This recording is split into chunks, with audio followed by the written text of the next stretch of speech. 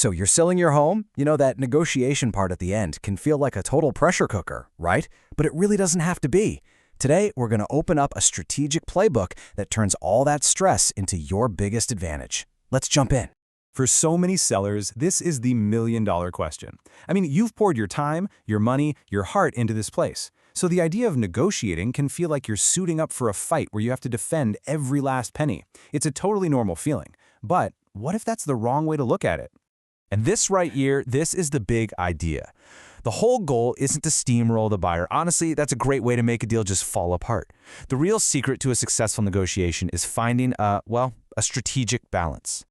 Okay, so let's really dive into this. Balance, not a battle. It's all about hitting that perfect sweet spot, you know? You've got to protect the hard-earned equity you've built, but you can't do it by scaring away a great buyer. It's a bit of a dance for sure, but it's one you can lead. And let's be super clear about what we're aiming for.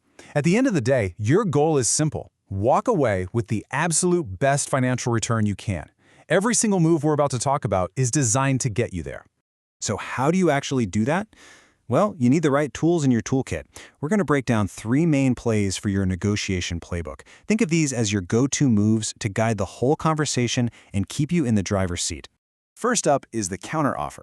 And look, a smart counteroffer is way more than just haggling over the price. It's more like a surgical instrument. You can use it to tweak other things, like the closing date or other conditions, to build a deal that really works for you, all while keeping the buyer hooked and the whole thing moving forward. And there's some real psychology happening here. When you come back with a clean, logical, well-thought-out counteroffer, you're doing more than just negotiating. You're showing them you're competent. You're signaling that you're a serious, pragmatic person to work with, and that lets you steer the ship from a place of real strength. All right, on to our second tool, the concession. Let's play out a classic scene. The buyer comes at you with a massive list of last-minute repairs they want done. The gut reaction is to either fight them on it or just give in. But the strategic move? Offer a credit instead. This is kind of brilliant because a lot of buyers actually want the credit. It gives them control, and it saves you a massive headache. And this is a really important mindset shift. Thinking of a concession as a loss is a huge mistake. It's a strategic tool. A small targeted concession, like that repair credit, might be the one thing that saves a fantastic deal from falling through. In the end, it actually makes your position stronger. Okay, tool number 3. This is the one that so many sellers just don't think about, but it's a huge advantage. Your secret weapon is timing. Seriously, how fast you respond to an offer sends a really powerful message. Just think about it. When you reply quickly and decisively, it screams confidence. It says, I'm in control. It keeps the deal's momentum going, and maybe most importantly, it calms the buyer's nerves. It stops them from getting cold feet. Delays just create doubt. But speed builds commitment. All right, enough theory. Let's see how this playbook actually works out in the wild. We're going to check out a real-world case study of a seller in Lakeville, Massachusetts, who just played this perfectly by focusing on that key word, balance. So here's how it all went down. The seller gets this great offer on the price, but you guessed it, it comes with that classic long laundry list of repair requests. Instead of getting bogged down, they countered. And notice the tools they used.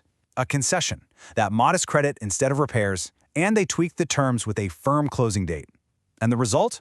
The buyer said yes almost right away. And here's the kicker. This is the real power of that balanced strategy.